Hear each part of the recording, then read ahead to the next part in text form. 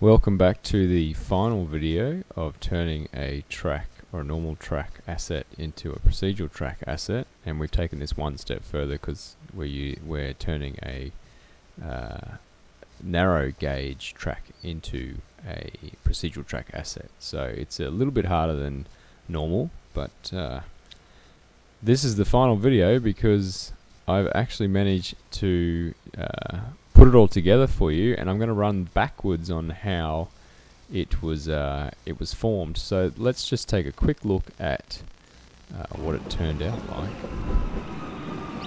So back into our procedural track transformation route, and as you can see, I have my sexy looking route track over here, which is my narrow gauge. It has our blades. It has the slide chair. It has animation. When we go to animate our junction there, all the chairs are in the right place. The sleepers seem to be spaced correctly. So I'm pretty happy with it. We raised it a little bit off the ground so we don't get that kind of popping motion with the LODs as much. And it's looking the same color, so we brought the brightness up on that texture through material settings. Yeah, it's finally come together. Now, how did we get from where we left off to here?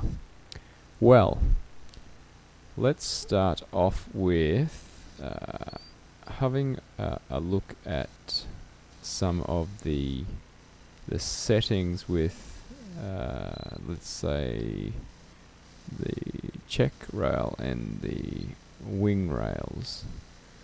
So in here, your rail assets, we'll just open one of these up.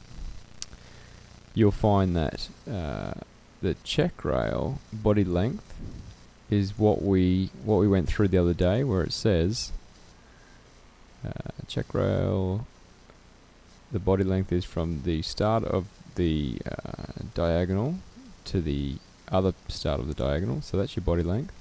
That for us, measured in max, was 1.65. So it was 1.65. So we put that in. That's where we got that from. Now the wing rails is the same thing, where you just measure from the groove where it starts there, just right there down to there. Now notice this is 1 meter, and we've actually put in 0.3. You're going to have to play around with these settings to get the required result of what you want. We've had to leave that in a little bit longer because it we'll ask devs to see if they can fix this, but it's it cuts it off about there, which leaves a big gap, which was not what we wanted. So we scaled it a little bit more just to fill that gap up. But like I said, you're going to have to play around with those settings to get the lengths of your required result. So that was the check rails and the wing rails. To get the blades working correctly, there wasn't too much that we did in terms of lining it up with the track. It's pretty much how we left it yesterday, but what we did to make the animation work is we needed to go into max, and what we hadn't done is set up our animation from scratch in here. So when we exported the blades through 3D object converter into our .obj files, it actually removed any animation and attachments and bones. So we had to remake that. So if we find it in here, just an example, you'll see we've got our blade, which is here. We've got our main bone, which we've thrown in here, which is basically just a where is it? A dummy helper. So we put that in the world, made sure its transformation has Z pointing up, Y and X that way, so it comes like that, which is good. So we put one of them in there, and we named it b.r. whatever we wanted after that. So Trainz makes notice of bones and calculates them based on b.r. and then a name after it. So when you export it, knows that that's an actual bone and it doesn't need to render it. It's very important that you have that, otherwise things will fail. So we named the main bone main, obviously, b.r. main, and that sits at the position 000 in the world, so at the world origin. Anything that we make now, we will attach to this in terms of animation. So what we actually had now, we had the blade, we had the main bone there, which just sits at the world origin, has no rotation or animation on it at all. And then we have another bone, b.r. blade right. Sorry, we'll use left because we're looking at the left blade. b.r. blade left. And you'll see it's just another dummy we've put in the world. And make sure the rotation and the transformation's correct. And if you look up the hierarchy, you'll see that the main bone is the well, the scene's the root, but the main bone is the main parent, and it has no transformation on it. Then you'll see that the blade left bone is attached to the main bone, and this is where we do our animation, and then the blade itself is attached to the blade left bone. So what we do is we click on our, get rid of that, we click on our bone, and you'll see that we've added a little bit of animation in here. And as the website says, we want, here it is. It says animation must be a simple rotation with a single bone positioned at the origin. Yeah, we should have. We didn't actually have it at the origin per se, but it still works. In order to a rotation of 5 degrees should be employed, clockwise for the right blade and anti-clockwise for the left. So this is our left blade, and you can see that it's going anti-clockwise. Okay, and we've put a degree of 5 for the rotation there. The same thing we've done is for the right blade as well. And then it says also that a length of the 150 frames for the animation is recommended, and that's really all there is to it. So, you know, that works really well. And when we export that, we'll make sure we've got those are the only ones we've got turned on. Yes, we export, and we call it blade left, and you'll see it'll export this .kin file, which is an animation file as well. So we export that. Yes, you want to turn on export animation. You select the frames you want to select, just in case you've got additional frames or whatnot, but we want 0 to 150. We hit that, and we don't want to write over our textures, and we're done. So now it's actually exported our, if we jump into here, it's exported the blade mesh and the blade left animation for us. So that's how we actually got the animation to work. So I wasn't aware that the mesh file that 3D object converter brings in wipes all that data for you. So we had to recreate that. We also recreated it for the right bone with the main. Always remember you need the parent b.r. main or whatever you call it in there, so that we made a 5 degrees for the right blade as well. And we also needed one for the stretcher, except this was a bit of a different one. We needed to go 0.5 of a meter to the in the positive x-axis. So we had to go that way, which it says on the website here as well. So the stretcher, also known as the tie bar, animation is required to be a simple transfer translation of 0.5 meters along the positive x-axis with a single bone positioned at the origin, which is what we did. 150 frames recommended, and that seemed to work out fine. And as you can see, if we get close enough, it's pretty damn close to what we want. Everything moves together. So that was our blades. We got them to work fine. The blades, I don't think there was anything more to it than that from the previous video. Just let me check. Yeah, I mean, these were just taken from values that are in max. This one here was the from the end point to where it starts to curve. So our blade, where is it? There we go. From our end point, there we go. Somewhere you can find a curve in there, but we measured it. It's probably a bit lower, and it was about 1.6 meters. So we added that in there, and everything else was left the way it was. Didn't change anything there. The sleepers we were having a lot of trouble with. Now, as far as I can tell, how we fixed these were a combination of putting the spacing between the start and end of the let me zoom in any further.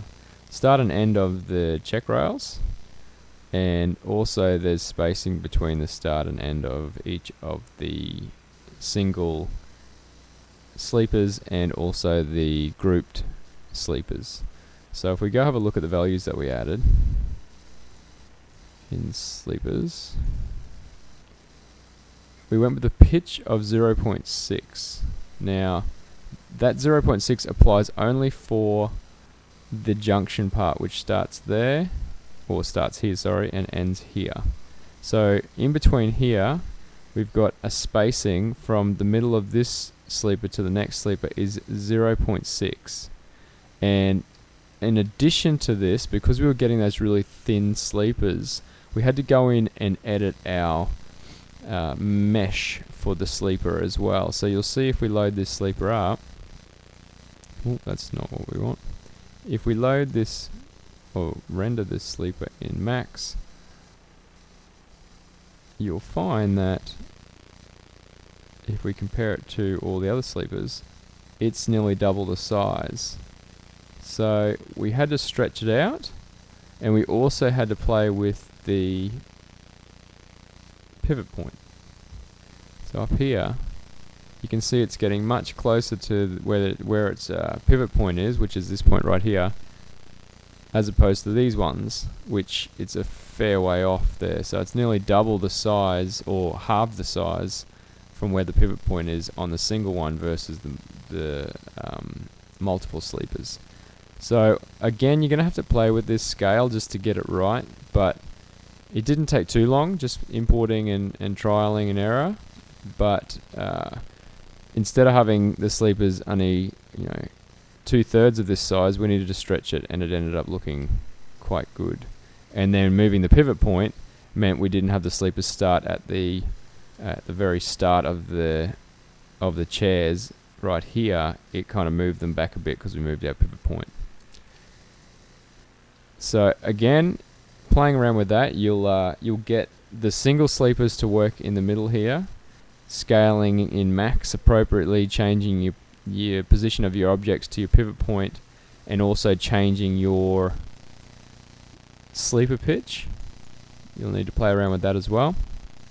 And then over here, you'll find that to get the best results, you'll need to play with the spacing for the start, before and after of those lots of multiple sleepers. So that'll that fills up this area, and it also fills up any other things that are not junctions. So you'll need to play around with that. The smaller the better, we found in this particular instance, but again, you're going to have to play around with it. The other thing is to keep in mind, when you've got this set up, you'll need to play around with your chairs as well. And your chairs have the same values, but you'll need to play around with these two values here. We left the padding length, it still didn't make much sense, so I'd keep that at default and play around with all the other values unless you really need to come back to it and try and work it out. So couldn't find much info on that, unfortunately, but this before pushes the chair out one way by 0.025, and then the 0.16 pushes it back the other way. So you can see where we got a little bit of an offset, but it was one of the better results that we had with tweaking those values. Again, you'll need to play around with all three of those before and after paddings on the two chairs and the sleepers as well. So that allowed us to get there. What else was wrong with it previously? We had some popping and stuff that looked a bit ugly, so what we had to do was go through and change all our meshes slightly. We had to raise them, so you probably won't notice because it's very slightly, but what we did is we raised these up about 0.05 or something, I think it was, just off the ground, so I think they were a little bit lower, somewhere like somewhere there. So we raised them up a bit. That gave it a bit more height off the ground, which made it look a little bit better, but we had to raise everything, keep in mind, because everything's in the right positions. And then to get the color right, it just turned out to be a diffuse color setting. So we had this at 155, 150, 150, and 150, which, not blue, which was a lot darker, and that's why we had the colors looking a bit off from the other one. So we had to go through as well once we changed this. So we just played around with it and found 220 was one of the better options. And once we did that, we exported everything out again, and the colors became a lot more vibrant and a lot more acceptable. So the other option we did do is when you actually export, there is a option to pick a random one. Yeah, sure. There's an option to use default material colors, and that seemed to work okay as well. So that's always an option if you want to, but I think that bumped it right up to 255 or something. So it was a little bit bright, but it was acceptable. Other than that, that were the major issues that we came across. It took a while for us to sort them out, but now that we've passed on that information to you, hopefully you'll be able to sort them out fairly quickly. I just want to take a quick look just to make sure I haven't missed anything. Track gauge and check gauge was fine. Obviously, I think we went through that yesterday, where the check gauge was the gap between the rail and the check rail there. So that was the check gauge. You want that to be the difference between that and that is what makes up the gap. And we did change our end cap. Sorry, we updated this so that it's using the same end cap, and we also used the Oran TS 2009 end caps we went with, which was the previous end caps, not the Tane track oak end caps, just so it fit a little bit better for us. Yeah, I think that pretty much summed it up. We had a few little importing errors. If you find that you're updating your meshes a lot, or you're updating one of the other assets and things aren't changing in here, or that's gone back to a normal track, which was kind of a bit weird for a while there. It turned out that if we deleted our cache file under our user data, I don't need to go to it, people know where that is. You can find it actually here if you need to. There's your user data folder. Under there's a cache file folder. If you just wipe that and restart Trainz, well, close Trainz down, wipe it, and then restart. It seemed to fix it for us. It must be caching some kind of parent object, and it just wasn't making the changes for us. So that's just a handy tip if you find that things aren't changing for you right away. But hopefully it won't happen to too many people. But yeah, other than that, it turned out fairly good. If we've missed anything in this video that you want to know on how to do something, either post it in the forum. Probably don't post it on YouTube. We're a bit flat out at the moment. We don't actually read or reply to those comments, at least. Or you can email us at contentcreator@n3vgames.com and ask some questions about that if you need to know specifics on this particular tutorial. Please don't send in every single question you can think of, because again, we just don't have the time to answer it. But yeah, if we've forgotten anything, please let us know. We'll definitely do a quick update to let you guys know anything that was forgotten. Other than that, we'll be putting this track up for everyone to use. Anyone with a narrow gauge route, you're welcome to use it, and you're also welcome to make skins and all the rest of it of this particular asset to save maybe someone a bunch of headaches of recreating it like we had to. But thanks for watching the video. I hope you enjoyed it, and there'll be plenty more videos to make new content in the future. Thank you. The final thing we're going to do is actually get the spacing right on the sleepers, so it isn't a narrow gauge track. And we'll start by changing the pitch a little bit. It was 0.6. We'll probably make it 6.8, somewhere around there. And then what else will we do? That's probably good. Oh, we did change the spacing of... We increased the spacing of the before and after of the sleepers, so they're a little bit wider now. Shows more gravel. And we will then go and edit the chairs so that they get a little bit bigger, so they're more even at the start and end. It won't be the last time we edit these, so you'll probably see how this works if you're still wondering.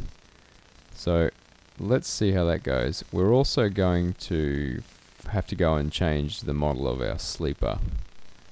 We have a single sleeper. So let's save. Oh, sorry, missed that one. Save that one.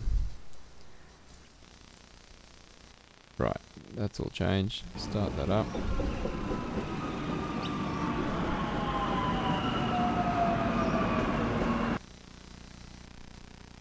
Alright, so this is the track that we're looking at, a narrow gauge track that's not procedural. Just wanted to get the spacing right. Yeah, that spacing looks pretty good. It's not far off.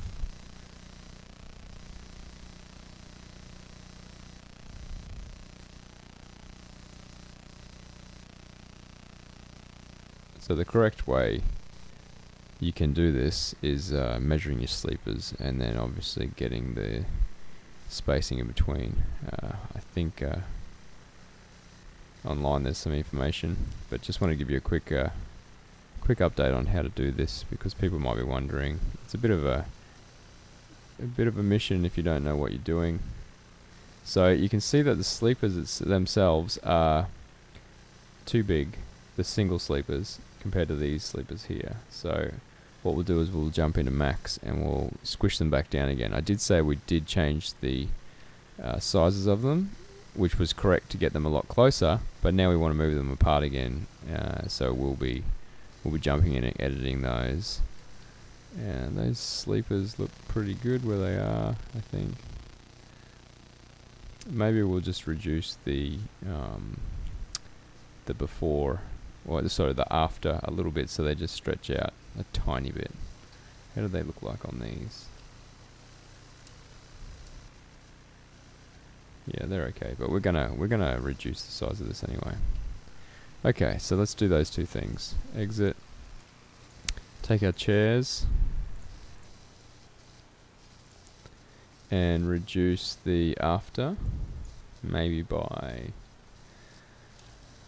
just a tad. Save that. Just checking I saved it. Right. How you determine what's before and after. The pivot point is the before position, and after is obviously past the pivot point at the end of the model. So that's those two saved. Save those ones, submit, and we might make the sleepers a tiny bit wider. Not much though. There we go. Submit that. And then jump back into here where we have our objects. Go to our single sleeper and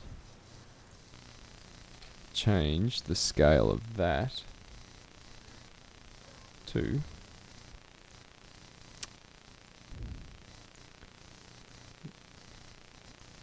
we don't want that. We want to change it to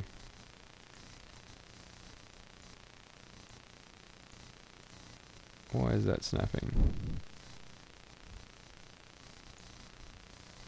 That'll do. Let's change it back down to 125 perhaps. Maybe a little bit bigger, 130. So that's our single sleeper LOD 1. Export single sleeper LOD 1. LOD 0, sorry. No animation. Start. Done. Then the next one we want is 135 as well.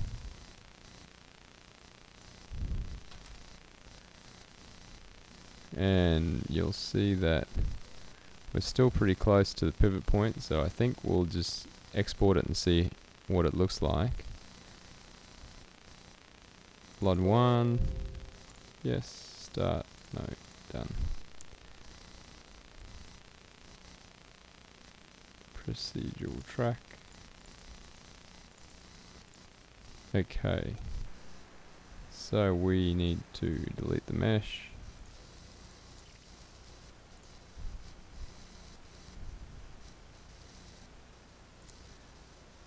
Drop in the new mesh that we just generated.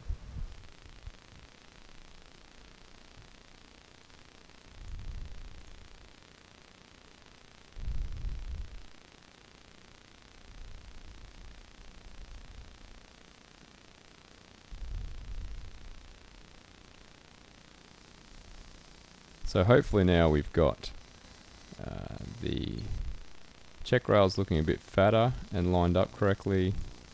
The sleepers a little bit further spaced for the group, for the multiple sleepers, and the single sleepers are now squished a little bit more. Cool. So those chairs could be brought back a tiny bit.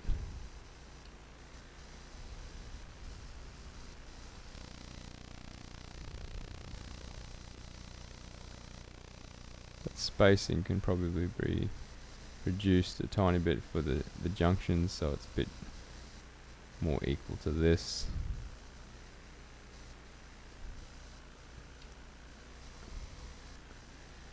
Yeah, but overall it looks pretty good. And you'll see that the single sleepers are being used here, because when we change the size of the sleepers in Max, it's also changed it here.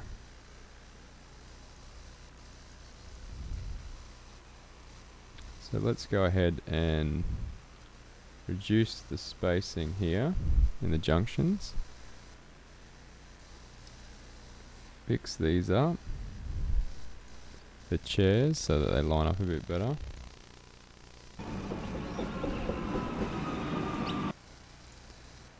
spacing in the junctions is the sleeper pitch. We want less spacing, so we'll probably go with 6.2. We want the chairs to line up a little bit better, so we change those.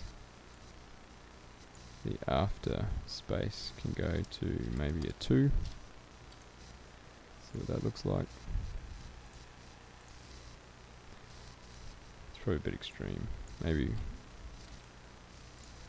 1.9.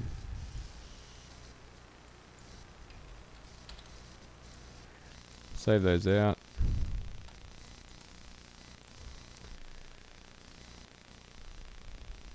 And have another look.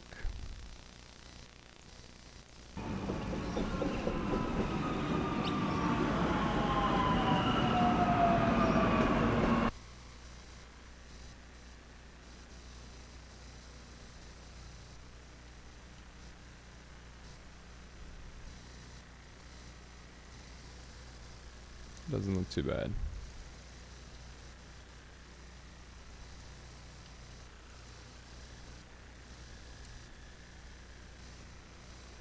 Probably just want to change the